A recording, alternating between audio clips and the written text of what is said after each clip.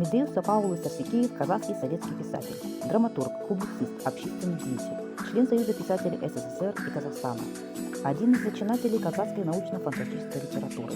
Дебютировал в литературе в 1955 году как писатель-фантаст. В 1959-1965 годах опубликовал ряд научно-фантастических повестей и эссе на казахском языке, в частности «Необыкновенный луч», «Тень невидимки», «Седьмая волна». Благодаря этим изданиям Медеуз Арсикеев был принят в Союз писателей СССР. Инженер-писатель Медеуз Арсикеев заявил себя и в производственной теме, документальной прозе, романы «Взрыв» и «Клад», написанные в 80-90-е годы. Из-под пера писателя вышли повести «Волнистый ток», «Когда улетают гуси», «Звездный час», а также книги очерков о Семипалатинском цементном заводе «Джигит и Семилетки». Медеуз Арсикеев писал и в жанре драмы. 7 его драм вышли одной книгой в книжной серии «Алтай и Ыртыс Кітапханасы» в издательстве «Фолиант» при поддержке Восточно-Казахстанского областного акимата в 2013 году. Наиболее известны драмы «Шыңғыс хикаясы», «Жарылыс», «Тендерге түскен әйел».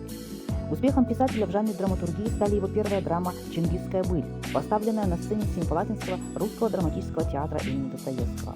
Много лет своей жизни писатель посвятил изучению личности выдающегося ученого-геолога, первого президента Академии наук Казахстана Канаша Сатпаева. В жанре документально-художественной биографии написал о нем 10 книг «Камни родной земли», «Сатпаев. Серия ЖЗЛ». В 2007 году вышло в свет новое издание «Евгений Букетов». В 2011 году издана новая книга Медеуз Арсикеев «Бекмаханов». По предложению программы «Культура» Московской телестудии Медеуз Арсикеев написал сценарий к телефильму «Феномен Сатпаева».